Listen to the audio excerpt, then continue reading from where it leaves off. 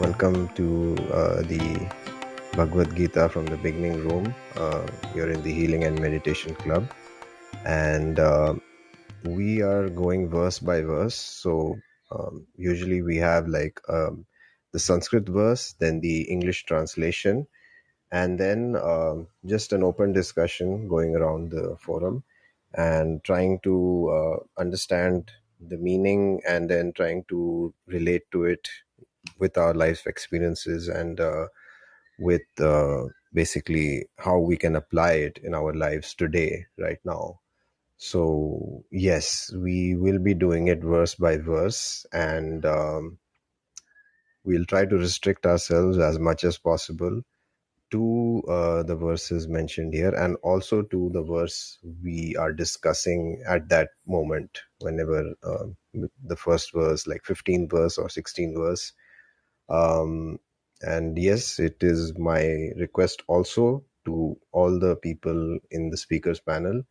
We will restrict the discussion only to these verses. Otherwise, knowledge is infinite. We can go on discussing about the entire Bhagavad Gita, which will defeat the purpose of doing it verse by verse. We will reach those verses later on. But yes, please try to restrict yourself to only this verse and only to the Bhagavad Gita. We shall not be discussing any other sources right now.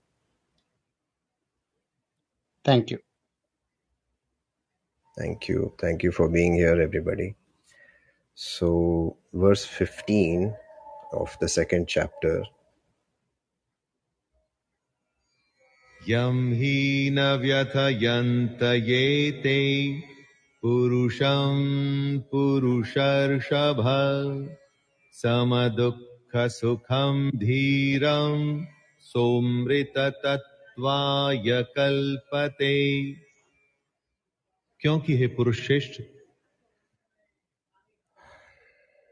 So, if I talk about just the translation of verse chapter 2, verse 15, basically it's talking about, O best among young men, or O best among the men, which is referring to Arjuna over here, because this is Shri Krishna, Bhagavan Uvacha. Shri Krishna is speaking over here. So, O best among the men, the person who is not disturbed by happiness and distress and is steady in both of them is certainly eligible for liberation.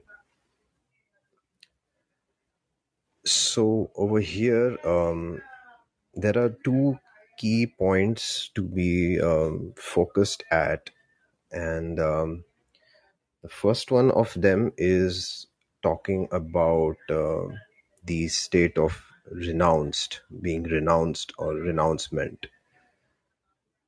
So when anyone who is steady, who has a steady mindset in their determination for the advanced stages of spiritual realization, so such a person and such a person who can equally tolerate both the onslaught of distress and happiness, because when we are in our human lives, even though we try to see that yes, we can reduce maybe our distress levels lower and increase our happiness levels higher, as we have discussed in the previous sessions, in the previous chapters, and previous forums as well, that anything in the excess can cause problem. Even if you try, like I have spoken about in the previous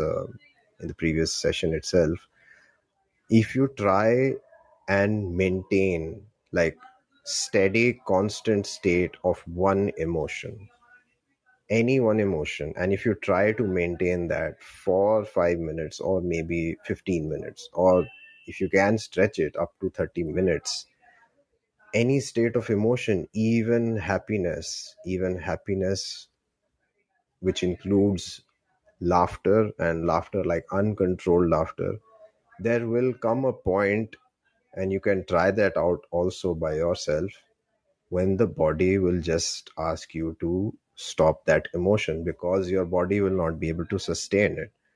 So it's something we need to understand, that any form of emotion, holding on to it for too long, is not going to help the body or the mind in any way, because it's only going to deplete and keep on depleting the energies inside us.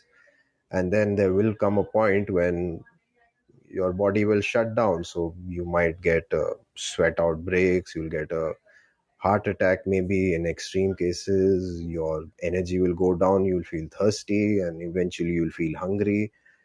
And so at one point you will have to stop, otherwise the body will completely shut down, and that's when you have a blackout.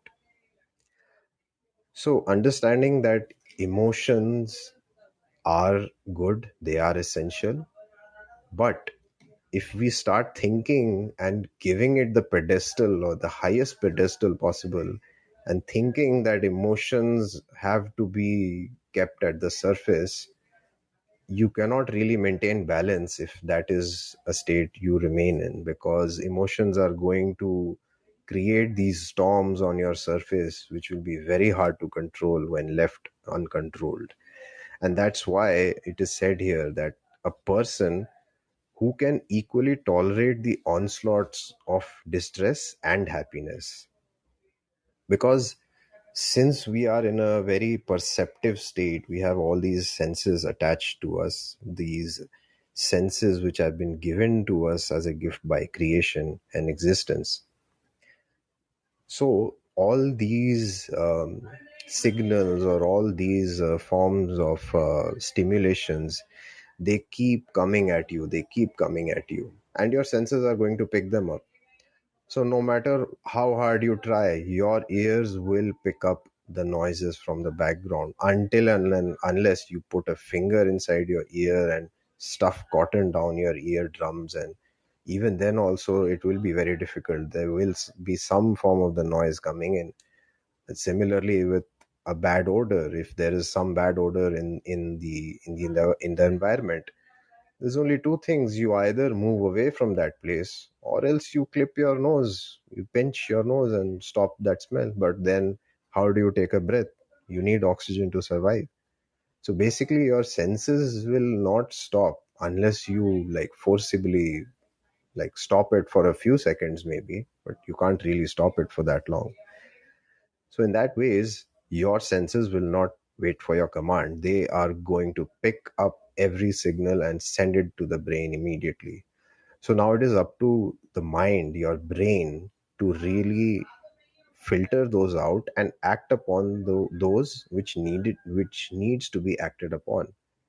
And hence, such a person who tolerates this onslaught of all the emotions and all these external stimuli and all these waves of emotions, such a person, according to Sri Krishna, is eligible to become liberated, because that person has really transcended these boundaries which are put you, in a way you could say put in by existence, in a way.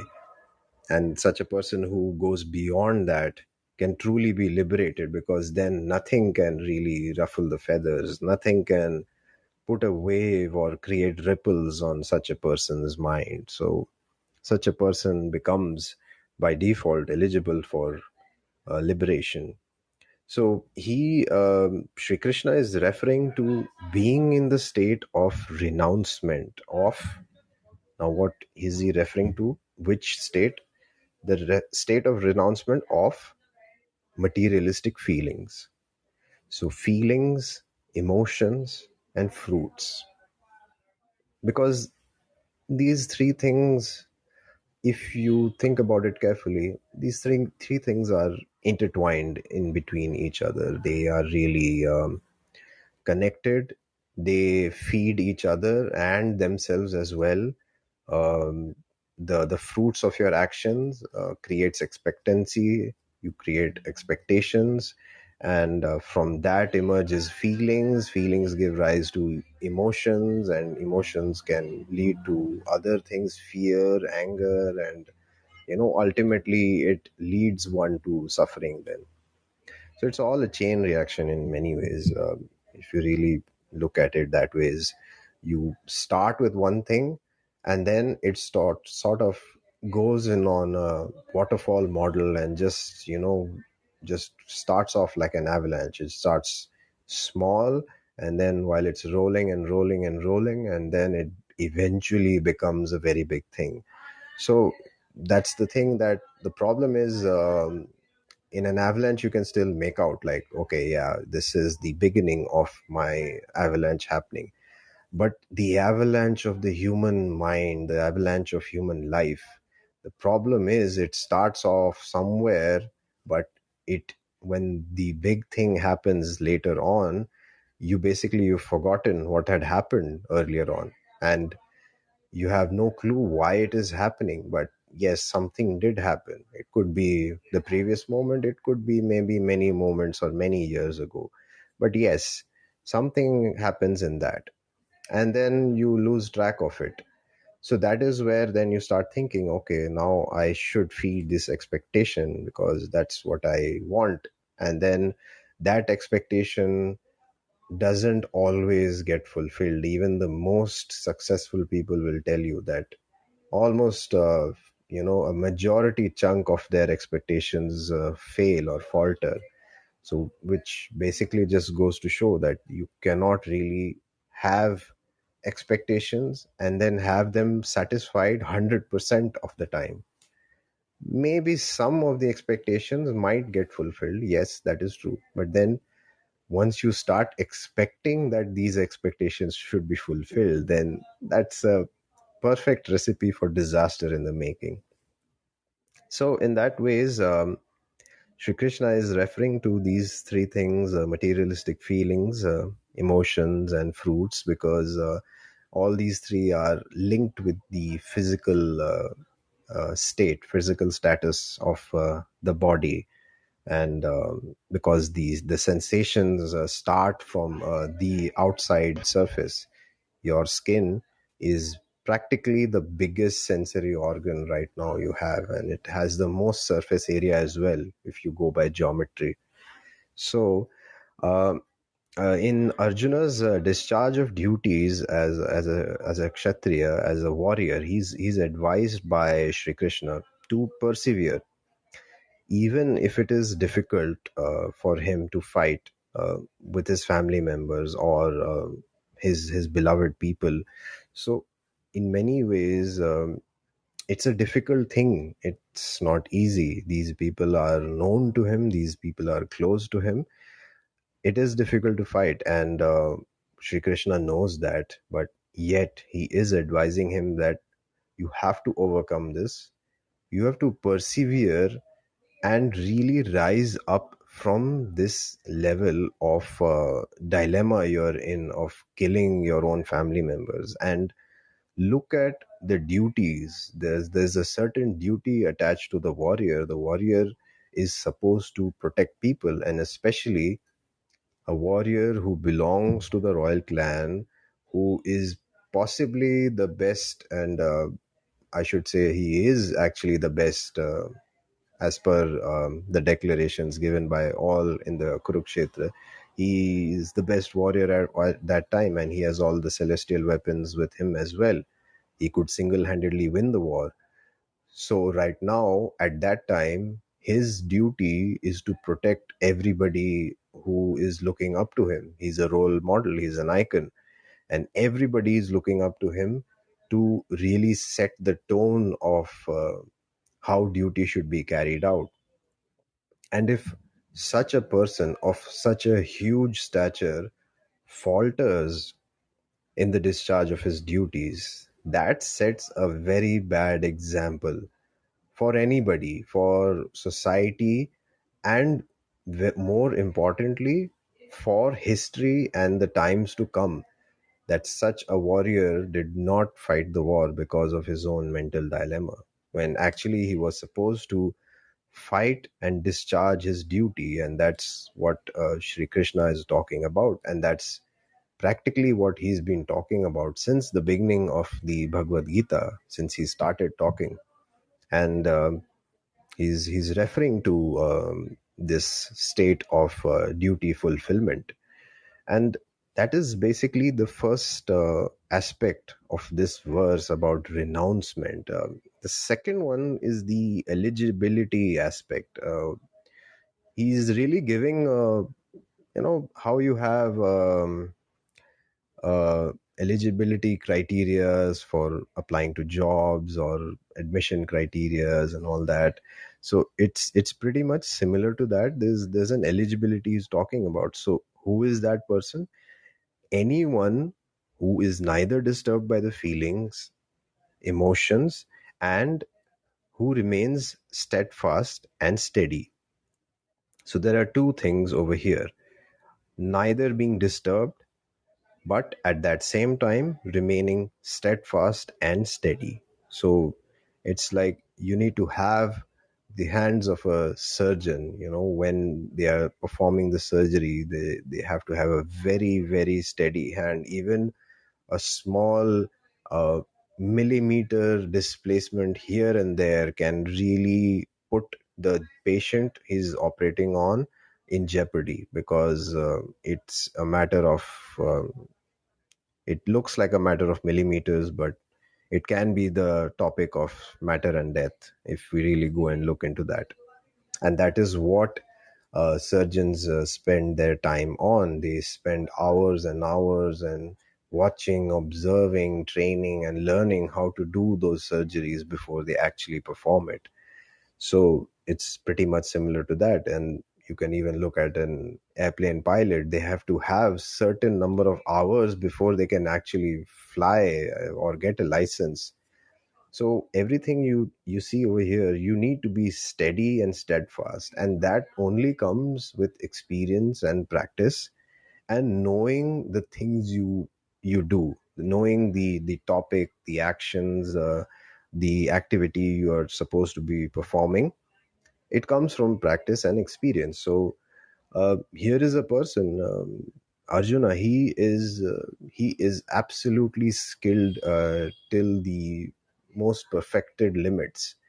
And so that is why Shri Krishna is referring to him to remain steadfast. And because otherwise, if an archer is not steady, his hands are not steady, and if he's going to shoot an arrow which will go like very, very far off in a long distance, anything can happen at that time. Even a small millimeter deflection or change in the angle will result in the arrow going on a completely different arc altogether and hitting something else and not hitting the target. So being steadfast in the discharge of your duties is very, very important. And that applies to every one of us. And not just, I'm not even referring to somebody who's like an archer or somebody who's a surgeon. Any work you perform, just a simple act of lifting an object, like lifting your mobile phone or your glass, or going to cook some food, or maybe cleaning up your closet or your house or your bed, or going around doing your work, grocery shopping. Steadiness and steadfastness comes everywhere. And as long as you're not being disturbed by your feelings and emotions, your decisions will always end up being in the proper manner where you can at least move towards the desired outcome. If you're going to let the feelings and emotions ruffle the surface of your inner sea, inner lake, that will then always cause some amounts of change, alteration in the desired outcome. And then that is going to cause a chain of emotions, of suffering, of practically everything which can happen will happen. And so Sri Krishna refers to these two eligibility criteria, neither being disturbed by the feelings and emotions, and someone who remains steadfast and steady. So such a person has been considered to be eligible for liberation from material bondage, because material things are meant to, put you down, make you bonded, attached to it, connected with it. Because if your emotions are being swayed or being changed or are being altered by something else apart from you, then definitely that thing has power over you, because it's causing ripples in your lake. And if you have ever been on a travel journey or on a trek or on a hike and gone to your favorite lake spot and picked up one of those smooth, flat rocks, small pebbles lying by the side, by the lakeside, and tried one of those tricks of throwing it at the surface at an angle where it just deflects, and it just bounces off the surface until at a point when it slows down and then goes inside the lake. So if you notice, at each point where it hits, there are ripples which get created. So if you consider that small pebble as an external stimulus, it could be anything, any person, any situation, anything which happened to you, your own emotions, your own reactions to it, your own expectations, it could be that pebble. And if you see, that pebble hits at least 4 to 5 spots, so it's creating at least 5 ripples in that lake. So you can imagine how many ripples it gets created when it's happening inside your mind. And when that is happening, then it must be our responsibility to really keep that in check, that we do not allow our inner lake to be disturbed by these small pebbles. Either somebody throws it at us, or we get affected by something else which is happening. So when that happens, we become truly liberated from these material bondages, because now we are not reacting to what's happening in the environment, and we are choosing to selectively inquire and see on what things we really need to reply to or respond to. And that empowers you in a very, very big way. So yes, that is what Shri Krishna has been talking about. And I offer the mic to Sukanya ji. And yes, anybody else who would like to talk about this verse, please do go ahead. The mic is yours. Thank you very much, Ed. That was wonderfully explained. Like I said, I am not an expert, but I try to see how I can connect these verses, the Lord's Word, to some understanding of things in my life. So I'm just going to speak briefly about that. And in terms of my work that I do as professionally, I'm a psychiatrist. So emotions are things that those are the aspects of people's lives that I deal with, or I try to help with. And it's amazing. It is I don't know, the most exalted words I can possibly use, I would use if they would come to my mind at this point, about how wonderfully,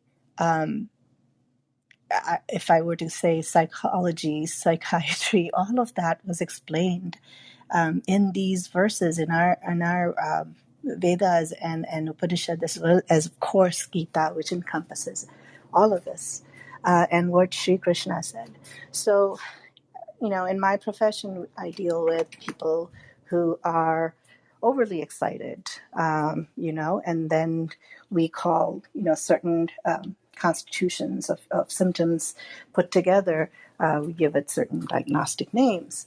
So, like Jaji was saying before about when you try to sustain a certain emotion for too long, which becomes unexpected, unnatural for the being, it, even if it is a happy, elated sensation, it actually becomes pathological in our life. And we give it names, and then you end up in the doctor's office or in the hospital. So these are not just terms to understand in a way where, okay, so now I understand that Bhagwan has said, okay, you should try to control your emotions, or be in such a state where you can renounce a certain emotion once it's played out its course and then move on and not be affected by it. It is easier said than done. So what I have seen practically and what I try to teach, and I'll take the example of my child, children. Children have, pure emotions. They feel, they move on, they don't hold on to things. It's, let's give an example. Toddlers, two like 3-year-old children, let's say, they're playing together. They always play together. Let's say they're cousins or friends, and somebody gets a new toy, and that child wants to show that toy and play with that toy, and it's his life or her life is all about that toy for that moment. Now the other child comes along, fascinated by that toy, never seen it, wants it. And then, what would ensue. Somebody would try to snatch it, be grumpy, and all of that crying. But, if you come back 10, 15 minutes later, the children are back to doing what they do, being children and enjoying other emotions and playing together or next to each other. And so we get to learn a lot about that state of innocence beginning, and how children can just feel in the moment, and then they seem to move on. It's as we get older and we learn so many things of how we are expected to do things, and this is how it ought to be or that ought to be, and many things are taught to us from different sources. We start holding on to ideas. With ideas we hold on to emotions as well. And when we allow an emotion to live longer than it ought to, we do start noticing things. And very scientifically speaking, you do see changes in the body. Let's say for the emotion of anger, when somebody is angry, enraged, it has physiological changes in their body. Many things happen in terms of hormone releases, stress response, which releases more hormone, which then affects your immune system, which affects the entire environment in your mind. And holding on to it, we know, and we speak about this, and that's what this verse reminded me of, that when we hold on to emotions, it manifests in different ways in our bodies, right?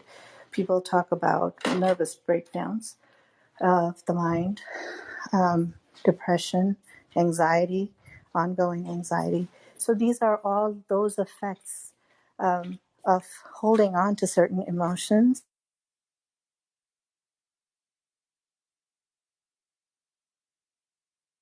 This who we are, and then we end up needing external help.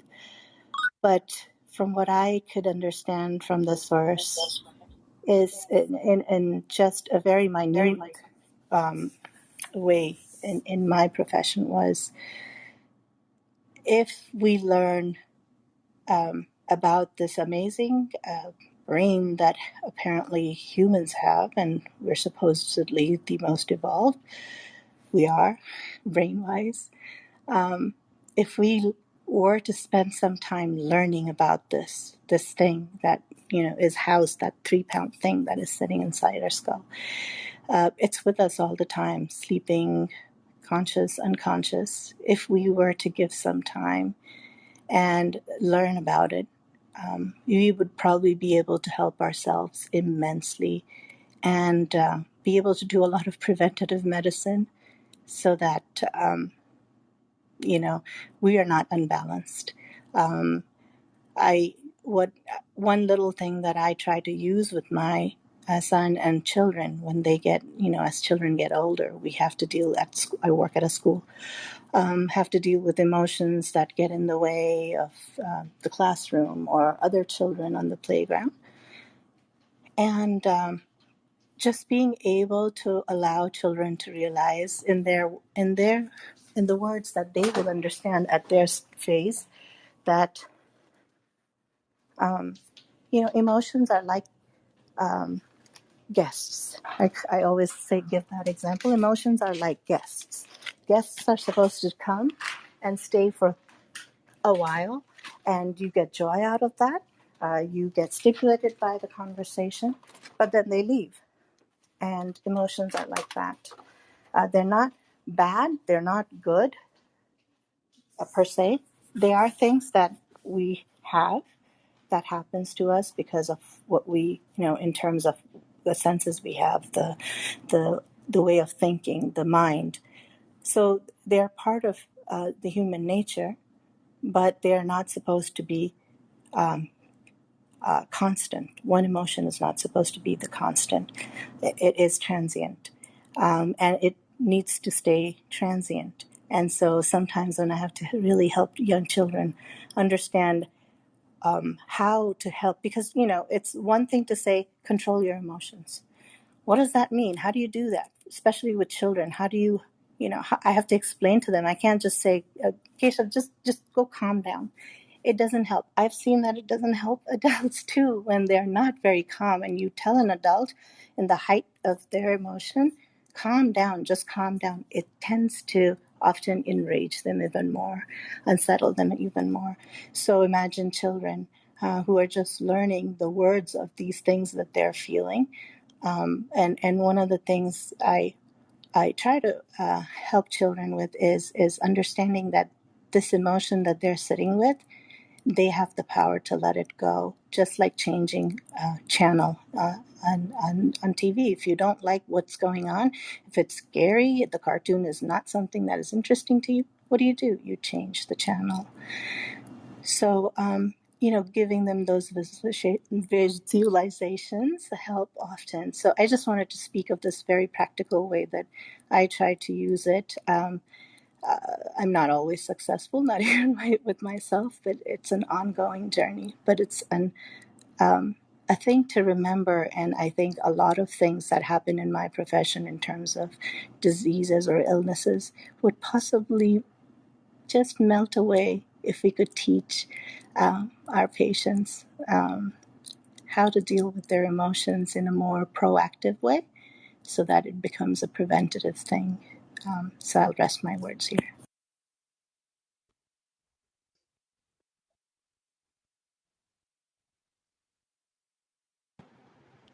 Hello, can I speak? Yes, please go ahead. Yes, Abhishek. Yeah. So, thanks Jay and Sukanyaji for this beautiful talk and for speaking on the emotional part of this particular verse. And this proves yet again that Bhagavad Gita reveals itself, and uh, it is layered. It's so much layered, and it reveals itself to the person as the person needs. However, I also find that this particular verse is should always be read with the context which it has been said, and the context which it sets for the Sankhya Yoga part, which starts from the verse 16 onwards. So from verse 16 onwards, it's like bomb which starts in Bhagavad Gita, and it lays down the entire philosophical uh, contour which will be discussed in the entire text. So whenever I read this verse, yam hi na vyatyante te purusham purusharibha, so I always get reminded of the previous verse, which I believe sets the most beautiful context for this verse. Matra sparshastu konteya shitoshva sukha dukkhadah. What I feel is that uh, uh, that Bhagwan is saying And I feel that, since Bhagavad Gita is a very it's not a one way communication. So even Arjuna asks his doubts and Krishna clears those off. So when Krishna was kind of telling about the Sharira in the beginning of the second chapter, he was telling about the destructibility of Sharira, and he has also revealed about Atma in certain context to him. So I believe that Arjuna might have gone back to Shri Krishna, and he must have said that no matter who the Jnani is, no matter how much Gyan we possess about the indestructibility of Atma, indestructibility of soul, imperishability of the soul, yet we find that we are affected by the physical sheath, and I mean the physical trepidations in our life. So we do get high and low with things which change in our body. We get low when when we fell sick. We feel elated when we are healthy. We are enjoying the best of our health. So I think that Arjuna might have gone back to Krishna. That how is it that even those jnanis who are possessing this knowledge of that they are nitya and they are the Atma, they still fall in trap of these fluctuating emotions and fluctuating uh, uh, responses towards the physical things. So daihika, daivika, bhautika, these three things, they still fall into it. So I believe the Krishna Bhagavan is kind of hinting that even though, as long as we are in this parathiva sharira, um, these these things, these trepidations and these highs and lows will still exist. But the best are the person, the person who is uh, uh, the best is the person, and the person who is worthy for that Amrita Tattva is the one who has the Atma Gyan, as well as he is above these uh, these physical physical trepidations which he is facing. So, and the tattva, it is, I think this is the first time that Krishna says, he hints about tattva. And as you will be reading out the 16th verse, he has explained it in great detail Um, that what is tattva and what is not a tattva. So I believe that Abhishek, this sets the mark. Abhi, Yeah.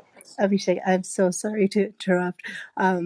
Only because we set a certain, I guess, a course in this room. I want you to come back with this after we actually do read out that verse. You're absolutely right. Uh, but I want you to hold on and explain what you were just saying once we read out the 16th verse. I want people to just and they are all linked. I know that they are, but Yeah. yeah, we are just trying to decipher each verse as it is, and then once the next verse, as they all are related to each other, and he as Lord is speaking, they are going to Yeah. go from one to the other. So please, if Agree. that's okay Agree. with you, thank you, thank you, Yeah, thank agree you. with that, Can Sukanya. I, That's what I was Sukanya? saying, that as Jay will be reading out that verse, its context will be clearer even more. Yeah, Yeah. yeah. So With can I go? Can I? yes, sir. Yeah. So the first, basically, I want to tell this thing. The first we have to understand how to chant and how. The first thing it will remove all the problems. The first thing. So because even that the initially, so I sorry, please don't nobody get offended. The first they played that audio. In that audio itself, that pronunciation was really it is not it's not that appropriate one, because yam hi na vetayanti yete purusham purusharshabha sama dukha sukham dhiram saha amrutatvaya kalpate. Here, where is this amruta tattva? So that is why I'm telling. When you divide those words and all these things, and you will get different type of meanings. The one thing, and second, this particular shloka is interrelated with the previous shloka as well. The matra sparshastu kaunteya shita ushna sukha dukkadaha agama apainaha anityaha tan titikshasva bharata. You have to read like this Sanskrit, this type. Then what happens? You most of the times you will understand automatically some of the things. It says matra. That is the particular word you have to understand. That what is matra? Matra means where the organs you will feel the feel the experiences with through organs. That is called matra.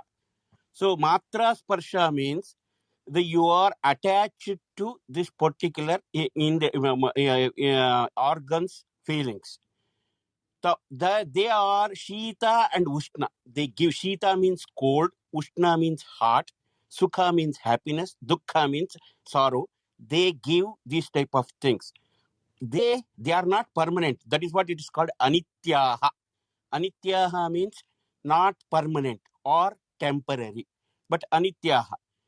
Why? Agama apainaha. They are coming and they are going. Tan. Those matras parshan.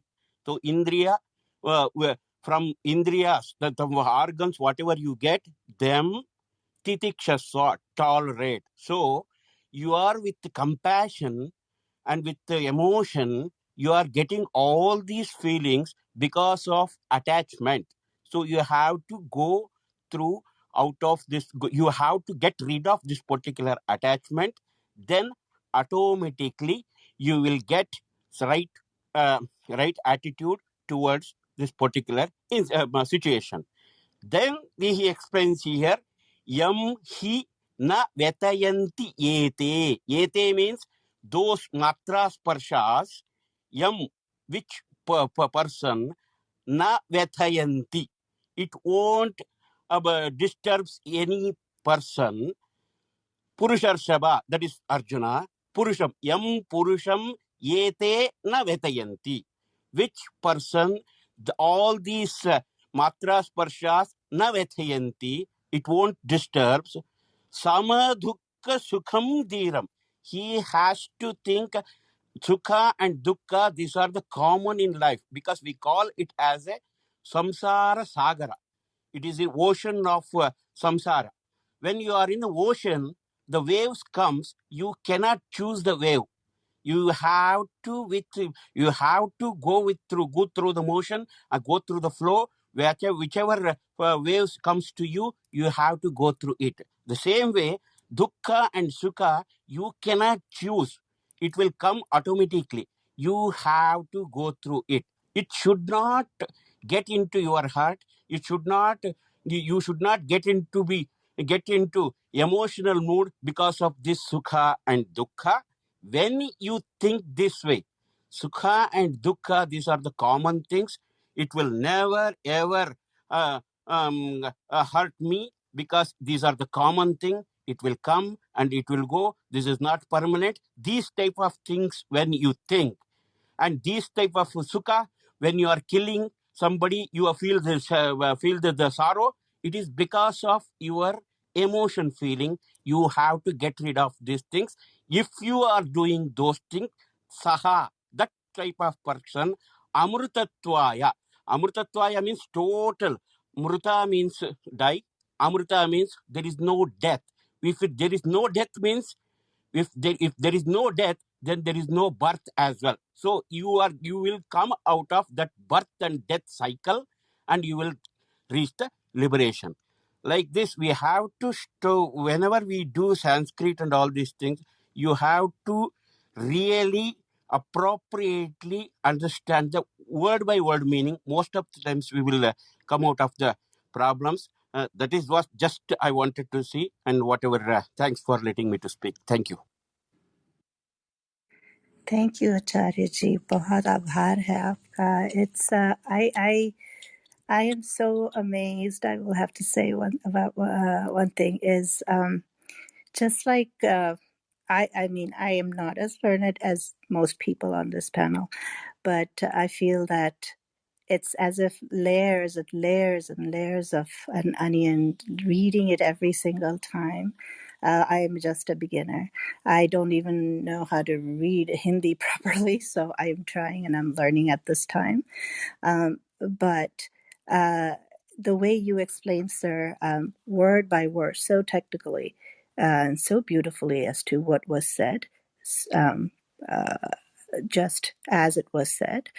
And I find it so amazing that, somehow, somewhere, when um, I have learned or what I have noticed or what I've been told, and as I try to read it and I interpret it with my experience, how much similarity there is, though we are using different vocabulary, as to, and then, of course, as I said, I want to see how I can apply it and what experiences can be applied so that I may be able to learn from it as well as teach the next generation, my children, and the students, and in their level, at their level and understanding. And it's that the ideas are similar. Of course, I'm not talking to them about moksha or yoga at this time. That they will have to learn on their own. But the ideas, I feel that the ideas are similar. But you have such a technical way of saying it. So, आपको बहुत आभार है. And also, I wanted to say one thing here. Here again, the feminist and men-oriented dominated society or something, because it says that a purusham purusharshaba. That's it.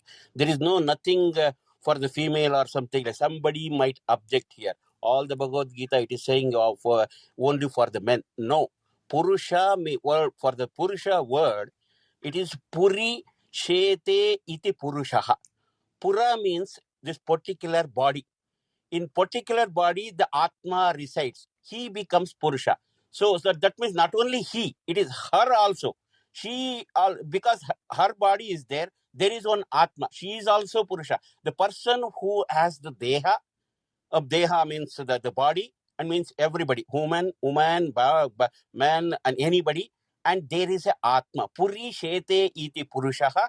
All the Purushas means all the human beings. It doesn't matter whether women or men or animals or anything. Anybody who has Atma and they have a body, those people called as Purusha. Not only that, Purusha, for the Purusha word, it has the person who knows the God, the ultimate God, ultimate omnipresent God, the who knows him, him also we call as a Purusha. The Purusha, the who knows the Purusha, who knows the God, that Purusha will be able to attain moksha. So it means you have to come out of this sukha and dukkha, and you should not feel this materialistic attachment. Once you renounce your, you start renouncing yourself from this materialistic attachment, automatically you will attain spiritual uh, growth. Then you will come to know the God, and then you will reach the liberation. That is what is the particular Purusha Shabda also. That is why he says Purusha Shabda. The people, they have a lot of people, they know the God.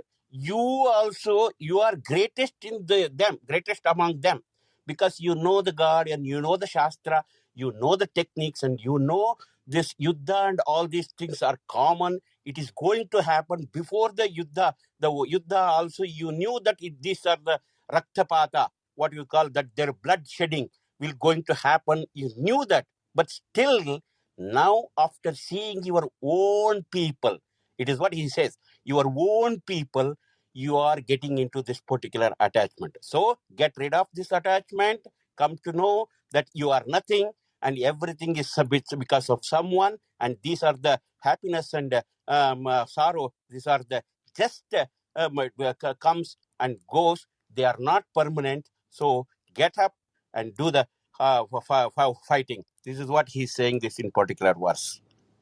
Thank you. If I may, I Jai Shri just Ram. wanted to Can I spend speak? 2 minutes on this specific verse. Just Uh, 2 minutes can I on speak? this. Who who is that? Thank you, Sridharaji. Manojva, can I speak? Yes, yes, Yes, yes, Manoj yes, Vaji, yes. go ahead. Okay, thank you, Jai Shri Ram. Very beautiful. We should not never forget that this is a Kurukshetra. There is a war happening. There is a side of a dharma. There is side of an adharma. Adharma is the people who are fighting dharma is adharmis. That's it. But there are greats who are fighting in adharma also. There are Bhishma. Ganga Putra is there. Is in front of Arjuna. Drona is there. Kripacharya is there. Greats. They are all greats there. Bhagavad Gita, every shloka is itself is one big chapter. You can, as we are speaking about one shloka since almost hour or 1.5 hours. Amazing. So we should not forget that this is a war. Life. I'm not saying life is a war or something, but there are war-like situations for sure. So what? And this is a very deep and very amazing shloka, very beautiful shloka. The great acharyas have written great things about. And this one shloka can be can go get into so much deep that we can actually talk about kalpa sadhana here. Tattvavada. We can talk with just one shloka. You can talk about so much, and I just want to stick to the shloka, the literal meaning of it. Yam hi na vyathayantyete purusham purusharshabha sama dukkha sukham dhiram sombratattvaya kalpate. See, so beautiful. He's saying, see here, everybody in this Kurukshetra, everybody is bulls among men. Everyone is here, bulls among men, because that's why they are fighting. Everybody has courage. Bhishmacharya, because of Bhishmacharya, there are 14 days. 14 days he doesn't. The Pandavas has to fight him. So everyone here are bulls among men only. But one who doesn't vary, even doesn't do vyatha, doesn't get distressed, and remain same at the time of sukha or dukkha. How he will remain same? With dhiram. He has to be courageous. To face even happiness and dukkha, sorrow. So he should be courageous. All these men are here. Everybody are bulls among men. Bulls. They know how to fight. They have everything. But those people who doesn't vary, even in bad time or good time, they remain strong willed, dhiram. One who remains. Those people get to go eligible to become soma amrita pana kalpa sadhan, whatever you may call it, liberation, or you may call it sadhana after liberation, whatever. It's very deep. We'll do one more session for that. It's a very deep message Bhagwan is giving. It's not very simple. So he's saying those men who doesn't vary, doesn't change their attitude, even in sorrow, even in happiness, they remain victorious, they remain courageous at all the time. They are the people, those such people. And you have to remember that there is dharma and adharma. So you have to choose dharma, then only you'll be able to go to that kalpa sadhana. So here Krishna is giving a great message to the whole humanity, that one who remains courageous in bad time, good time, and also chooses dharma, he or she goes to kalpa sadhana or liberation. Jai Shri Ram, very beautiful. Thank you so much. I just wanted to add 3 quick points on this verse, if it's okay, the moderator. Yes, please do. Yeah, so three. So the first one, there was mention about Rishabh. So first of all, thank you, Sridhara ji. That was very, very nice. Thank you so much, and especially the meaning of Purusha. There's so much confusion around. So coming to the 3 points, the first point, why has the Rishabh word been used? There's so many different ways to think about it. I kind of resonate more with this. He's calling him as a Purusha Sharb, Rishabh word as a bull, because there is this concept of the bull works tirelessly, works and not so much focuses on the result. So I think that part is what I felt on the first. Second, we talked about sama and dhiram. Both are equally important. So sama is the equanimity and dhiram is the steadiness or steadfastness. And both are equanimous. He says about if you can do this, as in continuation from the previous verse, as everyone has mentioned. But how to do comes in the future verses, and we'll not go there today, where he talks about what is the process to be both sama, equanimous, as well as steadfast. So both are equally given importance here. And the third one was when he talks about mritvaya, the one of the ways, and I just want to bridge it to day in and day out, how can we maybe even feel that this verse is true? So mrita, one of the ways to understand this is it's bound with time. So death, birth, it's all a concept of time. So if you lose the sense of time, it's sort of moving towards this, you're away from the cycle or bondage of birth and death. And one way to understand is how we can be equanimous and steadfast to both, say, joy and sorrow, or any two opposite feelings. There are two ways. One is when those two feelings per se come down, and those two feelings per se will come down when we're less attached to the result of something. The second is when those feelings come, you are of such a caliber that you can stay steadfast.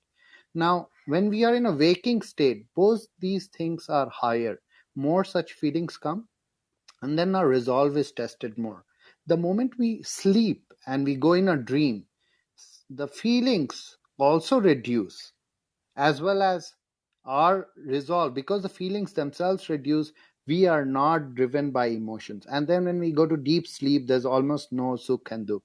And as a result, we also feel that when we are awake, we can sense the presence of time much more than when we go to sleep and dream when we are relaxed, because the concept of time while we are sleeping for us starts to fade away. And in deep sleep, we almost have no concept of time. When someone asks, how much did you sleep? And if you really had a good sleep, you would really have no clue unless you saw the watch. So that's probably just the third point I want to mention, because that gives me kind of a belief in what this is saying and what actually happens in practical life with me. Thank you.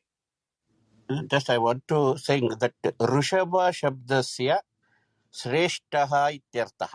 Okay? In Sanskrit, it is great, great. So that is why we call it as Purusharshaba. And then again, the Rishabha thing, as you explained, that is a bull. And bull is considered as a more powerful one. So Purusheshu Rishabha. So the whoever are existing as a human being, you are the greatest among them. For that perception, they use that Purusharshaba. And Sama Dukkha Sukham means Dukkam Samam Dukkam Sukhancha Yo Samanam Svikriyate Saha Sama Dukkha Sukha. Right? If it is comes Sukha, Dukkha, he should not get distracted by get offend or get affected by that dukkha. Even if sukha comes, he should not be overjoyed. He has to take it as a common thing.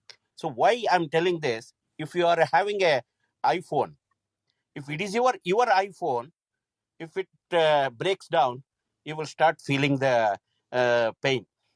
If your friend is standing besides you, and if his iPhone fails and it breaks, you won't feel that much pain because you don't have attachment towards that particular phone.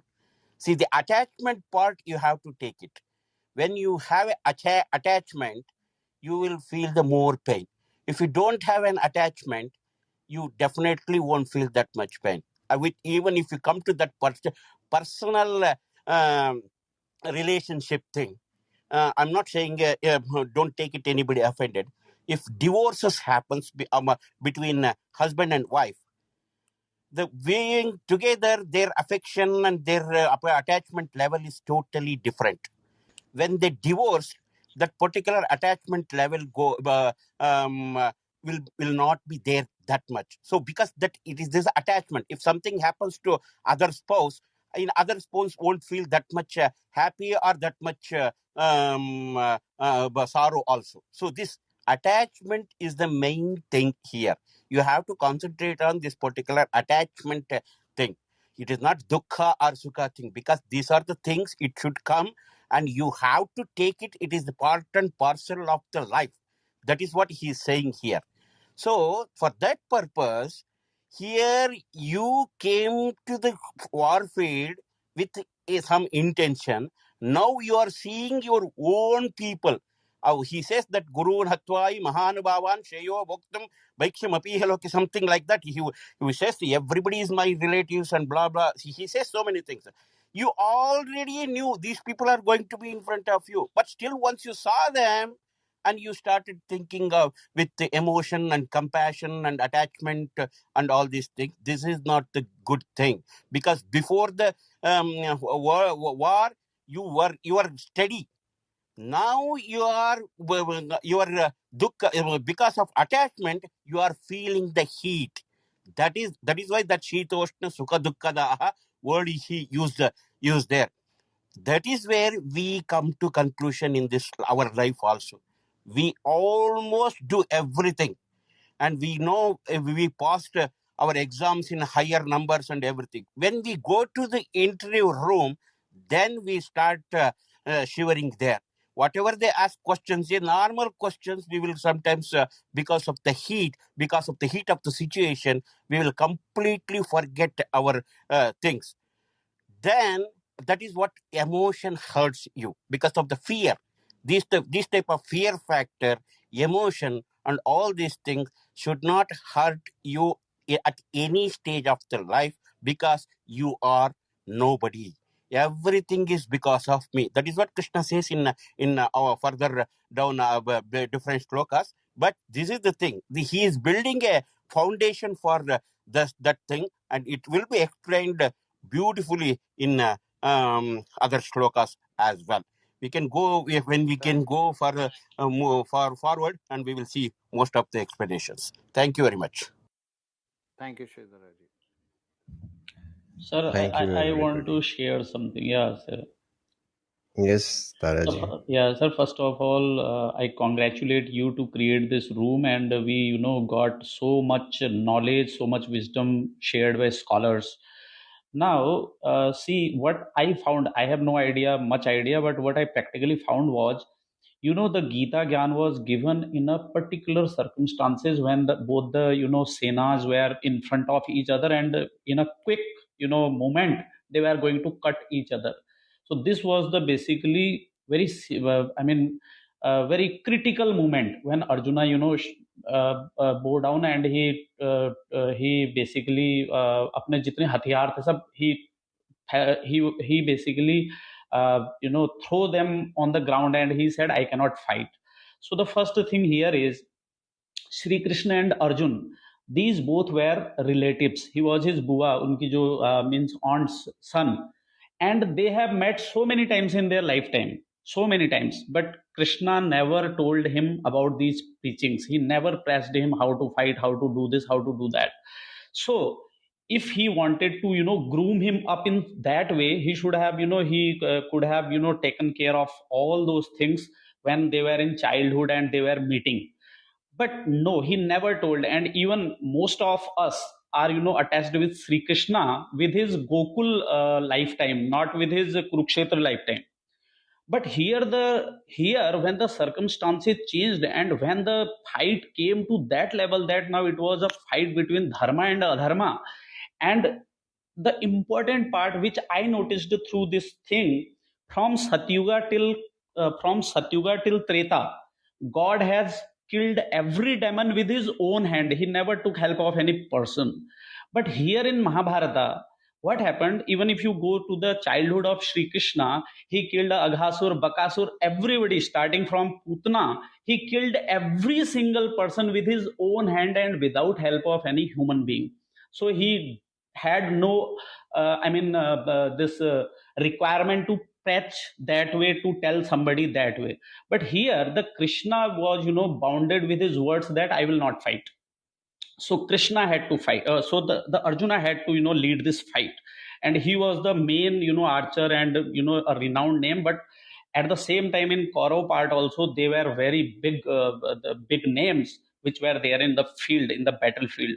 So here Krishna, Sri Krishna, in the form of God, he prepared Arjuna within a 2 hour or 3 hour period, 3 hour period only.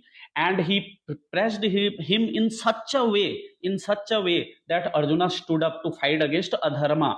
See, the crucial part here we need to look is, if you are going to fight against adharma, means you can, if a good gentleman, or some good person is there who always takes part of dharma, which we learn through sanskar, and every day we inculcate in our this thing. Even if we are silent, but when the fight will come down to the dharma and the adharma, we will stand, and Gita is going to help us a lot, because now we are preparing ourselves that in an adverse situation, what should be the behavior we need to bear in our mind to find against adharma. This is what I felt. So that's why the very first shloka of Sri Krishna, when he simply says kutastva kashmal midang vishme samupasthitam anaryam justam swargam kirtigar marjuno, he simply says, now this is not the right time for you to go into these kind of questions. Had you these doubts, you should have earlier thought of these things. But once you have decided, and you have asked for help from so many people who are now just behind you, and they just want the flag, the go ahead flag from you, and you are caught by these all these emotions or attachment or something. So within these boundary conditions, Gita is a very ultimate book that we need to read every day, and we should prepare for all the battles which we will face, those battles between dharma and adharma throughout our life. This is what I wanted to say. Thank you. Sukanya ji, we have Suman Achar among with us. Namaste. He is a scholar. Nothing. Suman Achar ji, namaste. Yeah, namaste to all. It's nice to listen to many great people talking about Bhagavad Gita. So I was just, it came to my vicinity and this group, and I was overwhelmed to listen. Anyway, as Mr. Manojava, a good friend of mine, has invited me. I think the chapter 2, sloka 15th and 16th is going on. Am I right? Only that? Yes, Or yes, anything else also? that's it. Okay. And we are only at Yeah. 15 at this point. 15, huh? 15 or Yeah, 16? we've just 15. gone through 15 and we're still discussing 15, sir. Okay. 15th in the sense, yam hina vyathayantyete purusham purusharshabha samadukha sukham dhiram somritattvaya kalpate. Am I right? Yes. Yeah, okay. Very nice. Actually, our Guruji, one very well-known Sri Vidyadhisha Tirtha Swamiji of Bhandarakeri Mutt, he has given numerous interpretations on this one particular shloka. If we go through Mahabharata Tatparya Nirnaya and a few works of Acharya Madhva, wherein he says, स्यात्तथेत्थमपि संभवितार्थः त्यर्थतां श्रुतिषु वित्तदशार्थं bharatam. Mahabharat, each and every shloka has at least 10 meanings. You just think, 1 lakh shlokas. Mahabharata, if each shloka has 10 meanings, Mahabharata is not comprising of just 1 lakh shlokas, but indeed at least 10 lakh shlokas. Therefore, even in Bhagavad Gita, if we just throw light on this, let me try to throw light upon this shloka with little knowledge what I have. That is yam hinav yathayantyete, whom nahi yathayanti yete.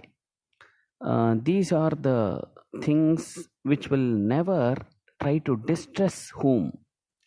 Now they are talking about the actual the Purusha or the Virakta Purusha, the person who is not attached to materialistic things.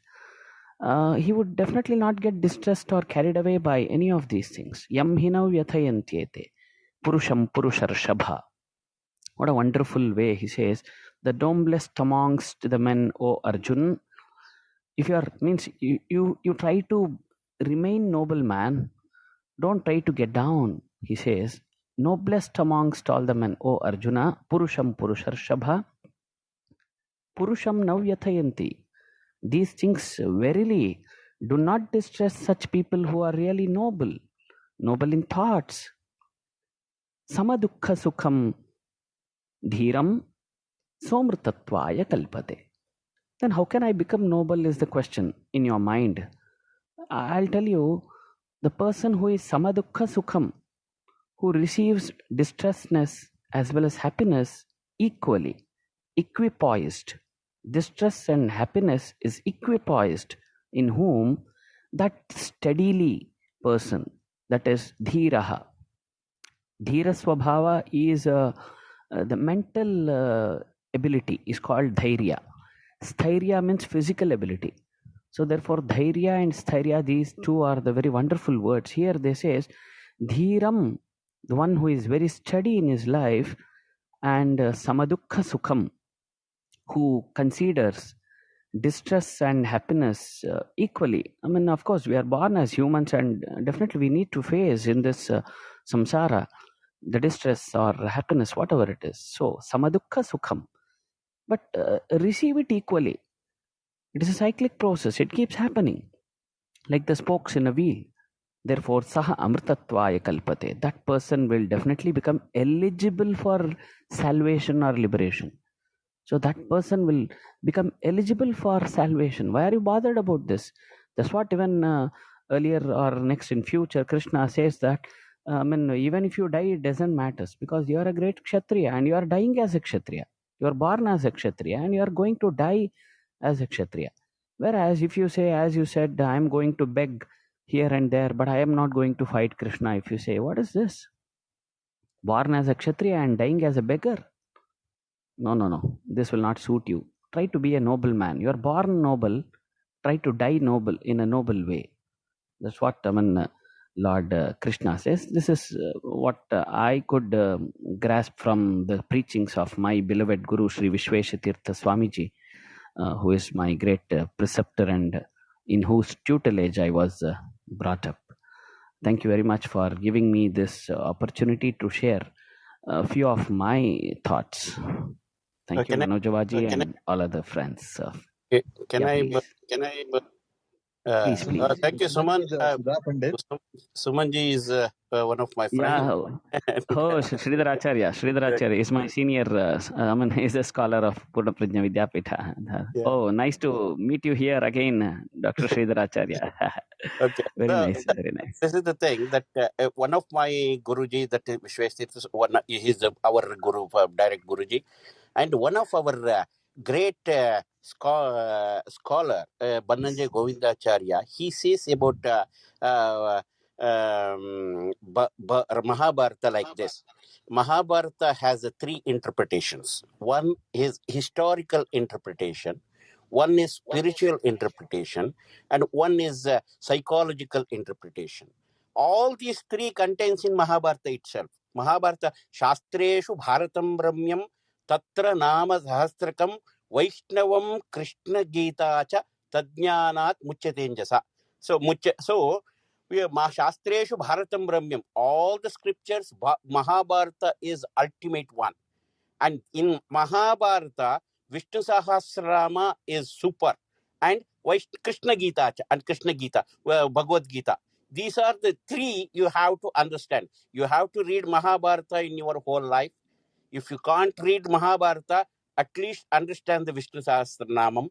If you're not, then read the Bhagavad Gita. All these three things should be read in your whole life. He says Mahabharata on whole is a historical interpretation, and in spiritual interpretation, Vishnu Sahasranama, even one that, as Sumanji said, even every Vishnu Sahasranama's word has 100 meanings per word. Even if you take Vishnu, it contains 100 types of meanings. And then Bhagavad Gita is psychological interpretation of Mahabharata. Why I'm telling? The first few shlokas in the first chapter, there was a dilemma of Duryodhana interpreted very nicely. And after that, this why he wanted to teach a lesson to Arjuna as well. For that purpose, this Bhagavad Gita started. What happened? It's done. Every time after that, Arjuna, the Duryodhana said everything. Arjuna's first word to Krishna in this particular Bhagavad Gita is Senayor Ubhayor Madhye Ratam Sthapaya Mechuta. He says, me, my chariot taken between the two warrior groups.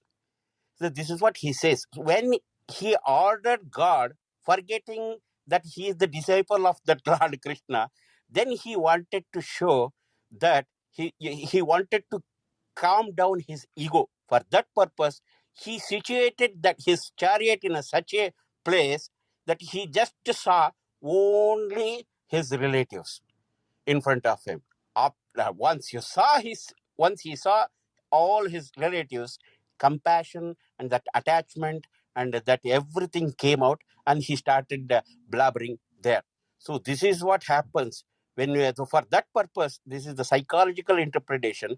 Bhagavad Gita is one of the psychological text as well. For the psychological, as the Sukanya ji said, for psychological doctors and all these things, they have to read this particular Bhagavad Gita in such a way that it will help each and everyone, and treatment would be very nice. Even at least you can read Bhagavad Gita in front of those psychologically affected people. Probably they will get better. Thank you all. God bless you. Thank you. Thank Thank you you so very much, much. Sridharji. Jai Shri Ram. And quick reset for everybody joining in right now. You are in the Healing and Meditation Club, and this is the Bhagavad Gita from the beginning. And this is the sixth session now, and we are into the second chapter. We are going verse by verse, doing the Sanskrit verse, then the English translation, and then an open discussion. So anybody joining here for the first time, please do go to the green house at the top of the screen and follow the club so that you will know whenever the room opens up, and it will show you the timing in your local standard time, wherever you are placed. And yes, it's been a lovely discussion. We have an amazing audience and an amazing speaker lineup. And my gratitude to you, Sridharaji, Manojovaji, and Dr. Suman. So if I'm correct, Sridharji and Dr. Suman, you're joining for the first Yeah. time tonight. Yeah. Yes. I'm joining for the first time Yes. today. I had heard about it through Mr. Manojava, who is a very good friend of mine since 1 or 2 decades. But still, I was not aware of this group. Happening since few days. I think it's running, and I came across this only today, and I thought, let me hear to you all. It was great hearing you all. Yes, before Yes, you go, I me just too. want to tell Too. Mr. Sridhara Pandita and Samana Acharya, both are Sudha Pandits. They are great scholars actually. They are very No, great no, no. scholars. I think we should be Yes. blessed that No, the they are reason among I us. was asking is It's because not greatness or anything. It is all our Guru's anugraha on us. So we are whatever we could able to explain little bit. It is just because of his anugraha only. We are nothing in. That's it. Right, No, right, it right. is definitely a pleasure and our privilege to have That's you, actually, it's Sridharaji. a very Mr. Jay and Manoj Awaji, it's a wonderful initiative taken. I think this is the way we need to start with and start giving education, because nowadays people are becoming, actually my thesis. I mean, just to, I mean, if can I have 2 minutes? Can I Sure, go sir. ahead? Yes, Absolutely, please. sir. Yeah. Yeah, actually, my thesis is on Bhagavad Gita. That is management science in Bhagavad Gita from the perspective of Acharya Madhva. So I could complete my doctorate in 2011 from Tirupati National Sanskrit University, wherein I produced my thesis on this particular topic. I thought, why not? When there are many people, I actually completed my MCom and MBA just to study Bhagavad Gita in the management perspective. So therefore, it is such a wonderful thing that when we have our own guru, Lord Krishna, as a great management guru, why don't we get into this Bhagavad Gita? That is how it says, Yadi hasti tadanyatra yenne hasti na tatkochit. That's what Sridharacharya was saying, that what is there in Bhagavad Gita, or that is, Bhagavad Gita is of course a part of Mahabharata. What is there in Mahabharata, that is everywhere. If you don't find any answer for any question in Bhagavad Gita or Mahabharata, just think that you don't get that answer. I mean, that question answered anywhere else. Means it doesn't means that there is no answer for some question. It means that let us take the spirit of this, that every question can be answered. I mean, we have answers for every question in Mahabharata, but only thing is we need to see in which perspective that we need to understand. Today what happens is, we come across many translated works, and we believe that the translation is perfect, and we go by blindly by the translator, and we start discussing about various Sanskrit verses or Vedas or Upanishads or Puranas or Mahabharata, Itihasa, etc. But I urge everybody in this forum to know Bhagavad Gita. Please go through Bhagavad Gita originally, what is there written by Vedavyasa Maharshi in Sanskrit. For which, even if you could, do a course of 1 or 2 months of basic Sanskrit, I think that is enough. You can definitely be able to understand Sanskrit literature, and then you yourself will be able to read those shlokas, bifurcate them, and make a good prose order of this, and study word by word. Then you will be able to make a sentence and then understand the spirit of it. Otherwise, some person translates it without the knowledge. For example, many people, maybe Max Muller or somebody would have translated all these Upanishads and Vedas to some extent, okay. But many of these people who have no Sanskrit knowledge, basic knowledge, they have been in a way translating it in their own way, and we are believing and we are having faith in them, and thereby we are just studying that and believing that it is the real translation. Please don't do that. Even if Sumanacharya or Sridharacharya says that this is the meaning of the Bhagavad Gita, don't believe us. You just get into Bhagavad Gita, basically read the Sanskrit shlokas, read the meaning. There Correct. is a Shankara Bhashya, there is Madhva Bhashya, there is Ramanuja Bhashya. Please go through that. Only then you will be able to understand what is there in Bhagavad Gita.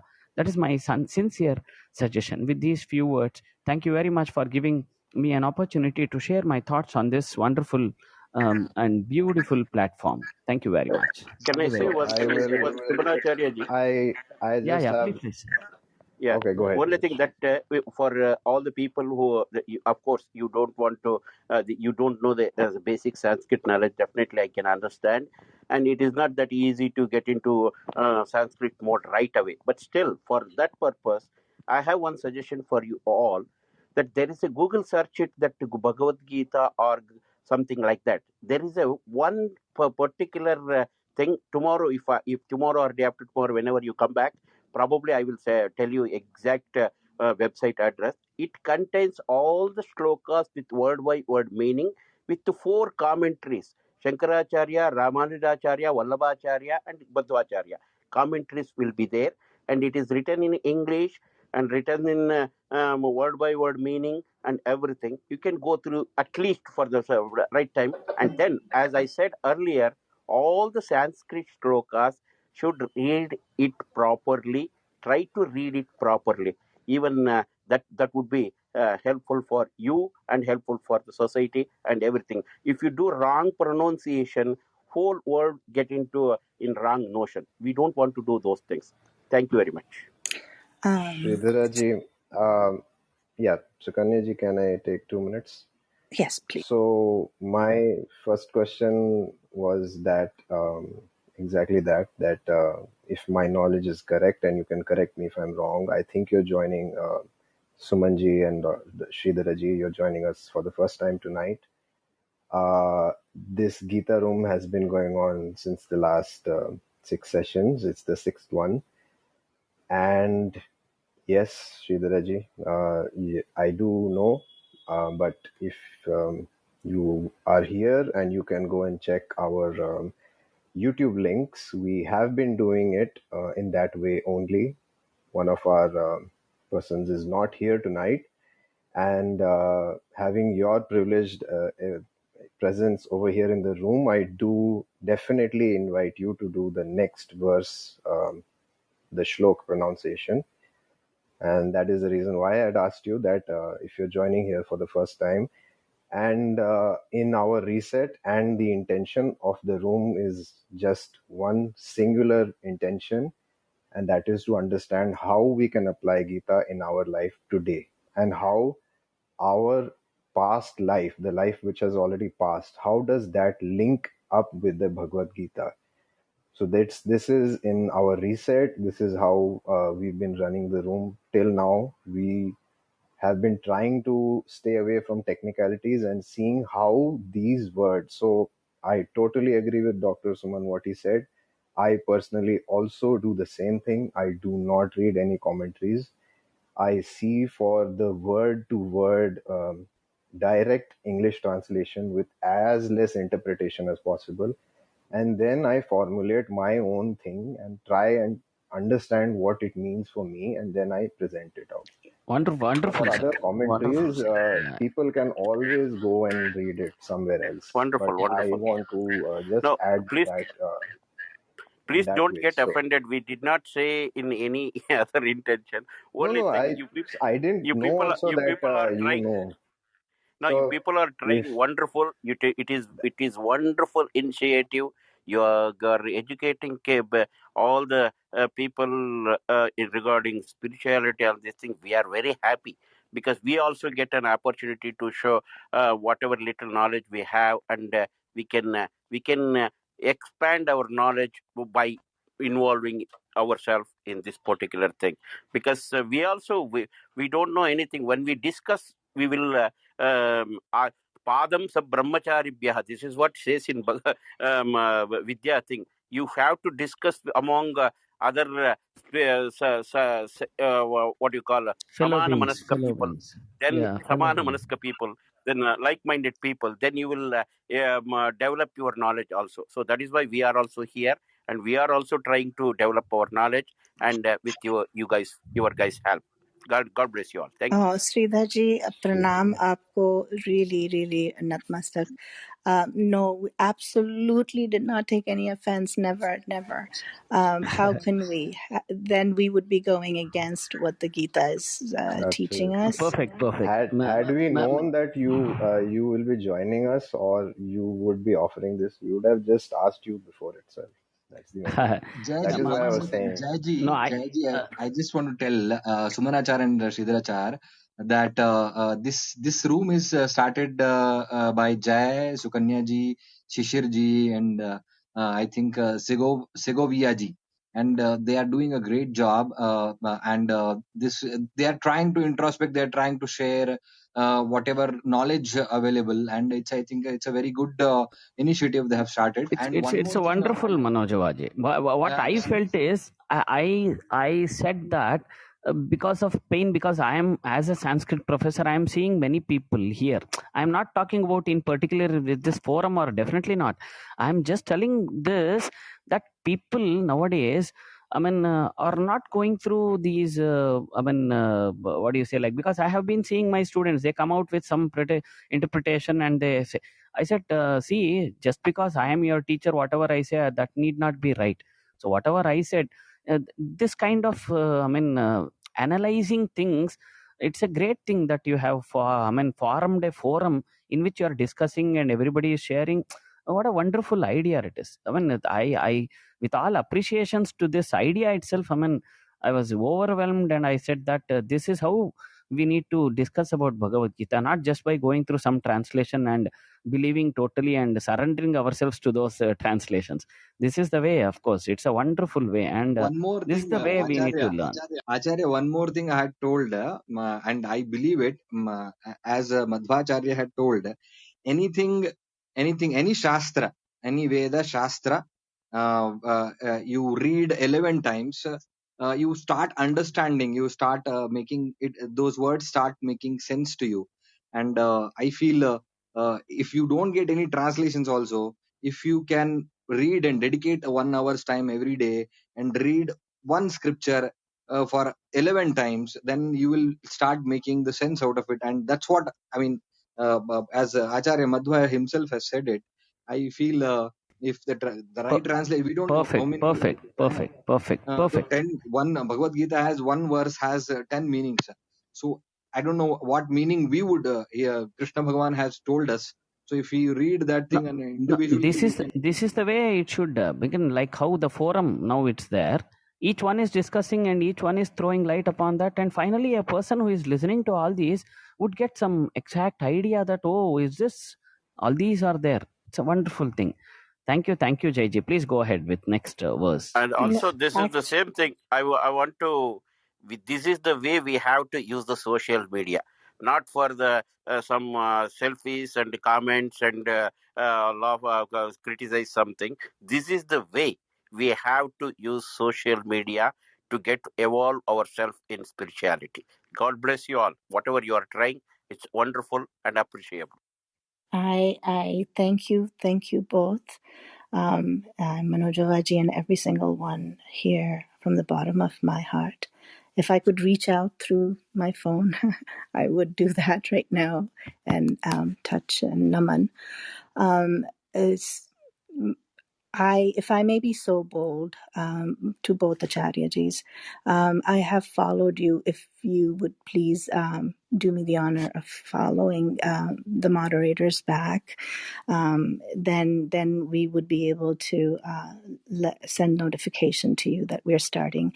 We do this room once a week, unfortunately, because we're so involved with doing the Mahamrityunjay Jap room twice a day, and so I also, being, I guess, a psychiatrist and working, I want to be very mindful of people's time. It's daytime for me in the United States, but I know it must be, 12:30 past or getting to 12:30. 12:22.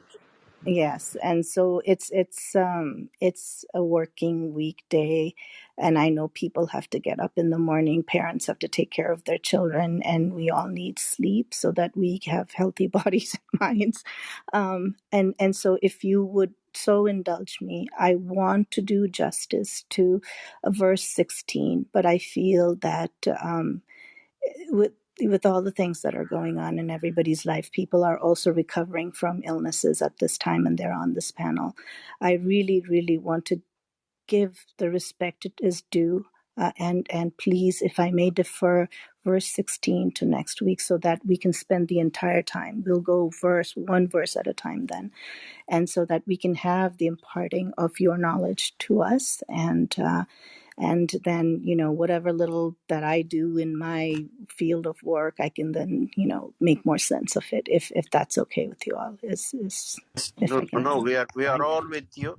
Even I'm also in US. I'm just to say like this thing. Oh, I'm in East Coast. wonderful. I'm in East Coast. Oh, you're I on East don't. Coast. I'm on the West Coast. Okay, wait, okay, good, good. Yeah. Thank you very much. I mean, I am following, and I would be pleased to get notifications of all the happenings under this Absolutely. great forum. Thank you Yeah. very much. And I Thank you. haven't forgotten, Avishek ji. I want to start with you next week, if you will so allow. With after we read the verse out, are you okay with that, sir? With such esteemed scholars, I I can't would. hear you. With such esteemed scholars, I would rather say that Sumanji and Sridharji should lead us, and I would happily listen to them. So we can do the 16th verse with them. Absolutely. Okay. One thing, see, you can do it and we can correct you. So both that way, you will correct your pronunciation. We also correct our pronunciation. Don't Right. worry. Mm. Don't And worry. You have to do it. You have to do it, Sumanji, and we will be there. We will be in supporting force. Don't worry. Please tell me. Please tell me. Sumanji, I would request you if you can put the references of the text that you were mentioning, that we have to read all those things Sure, sure, in sure, your sure. description, so I can pick it up. Yeah. Sure, sure, sure. I mean, if you want, I can share my number. I don't mind. I mean, you want me to Then you'll be share my getting number? multiple. So many people can hear you. It's okay. It doesn't matters. It doesn't matters. I mean, I would be It's pleased because it is. This is the opportunity for me to learn. It's. I mean, sharing and caring. This is the way we eat. I don't mind. My number, if you could take down. I think Dr. Mr. Manoj also has. My number is India. I am from Chennai. 99860 Yeah. 15960. Thank you. I repeat 99860 15960. okay. Thank you very much. And if Thank you. anybody needs my number, take my Sridharacharya. number. Yeah. 518 867 6998. It is Six an nine American number. 518-867-6998. 518. Where that is the area code, not Westchester. What? No, it's a near Westchester. It is in Albany. Ah, yes, yes, yes. Some of these things stick in my head since I grew up in New York. Yeah. Thank you very much. Anyway, I think I'll be following you people. So therefore, I would immediately get the notification. And Mr. Manoj is always there to, I mean, let me know if I'm of any help, definitely. And here I'm here to learn. Please, sorry, I have taken a lot of No, time today, please don't and I would not apologize, be. sir. Do not apologize. No. No, thank you, thank you. So for me, it is really helpful because since 12 years we did not read at all, because once we finished our Gurukula and thing, and we are always busy, and nobody in US nobody wants to listen Bhagavad Gita or anything. For me, it is greatest opportunity to recall my memories of those learnings and everything. God bless you all for giving us this type of opportunity. We are very thankful to you right now. Pranam, pranam. Um, yes, Manojala ji, आपने कुछ कहना था? Okay. Jay, should we then, with everybody's permission, close today's session? I feel hopeful that I will be really understanding, more layers of the onion. I know I'll have to read the Bhagavad Gita and Mahabharata multiple times in my life, and I started fairly late, trying to take Sanskrit classes and Hindi at the same time. So my mind is swimming with so many things at this time. With that, Sumanji, if you are in a good space, I know Yeah, Aditya is not here. yeah. Would you be able to close us I out? think, yeah. Oh, I would, I mean, offer a prayer that is yes. Kayena Vacha Manasa Indriyairva Buddhya Atmanava Prakrite Swabhavat Karomi Yadyat Sakalam Parasmai Narayana Samarpayami, which means physically, intellectually, or with all the sense organs what we have gifted by God, we are able to offer whatever is given by Him back to Him itself. What else can we offer of our own? Yes, of course, there is something which is ours, that is our own, that is none other than the soul. So, finally, what we could offer to God is nothing else than ourselves. So, let us offer ourselves as Naivedyam to Lord and thereby be ever grateful to Him for giving us an opportunity, not just opportunity, this great human body with all sense organs filled in it, and even the time, the health, everything He has gifted us, and we are born gifted. So let us make use of this gift before it becomes stale. Thank you very much. Thank you. Thank you. Sarvam Shri Krishnarpanamastu. The one only thing that I know to take in jap is Om Namo Bhagavate Vasudevaya.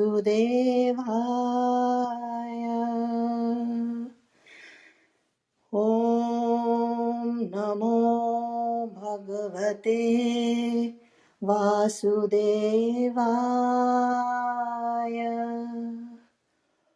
Om Namo Bhagavate Vasudevaya.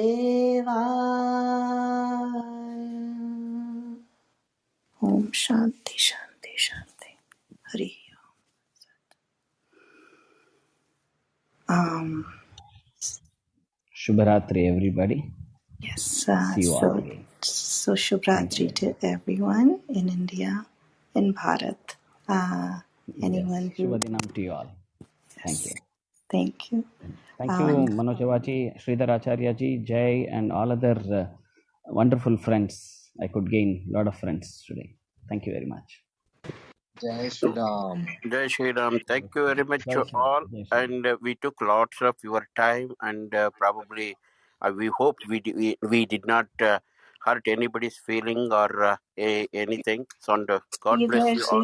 Shridhar जी, आप गुरुजन हैं, आप गुरुजन हैं, आप हमें सिखा रहे हैं, और अगर वो हर्ट भी हो गए तो क्या सीखा इस बार की उस एक इमोशन को लेकर तो मैं बैठे नहीं रह सकते, हाँ जी, हाँ जी, उससे हाँ जो जी, सीखना लेकर बस हाँ जी, आगे हाँ जी, बढ़िए। हाँ जी, हाँ जी, हाँ जी, no problem sir.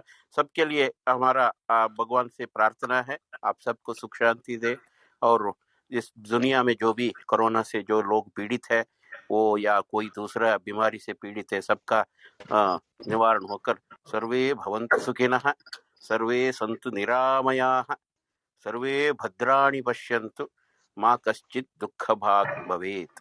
Om Shanti Shanti Shanti. Hari Om. Hariom Hariom. So See you all. See you all. so if we can all unmute our mics and at the count of three, say Hari Om and Jai Shri Ram, and put this session to rest. 3, 2, 1. Hari Hari Om. Om Hari Om Hare Jai जय Shri जय Shri Shri Ram. जय राम श्री राम जी राधे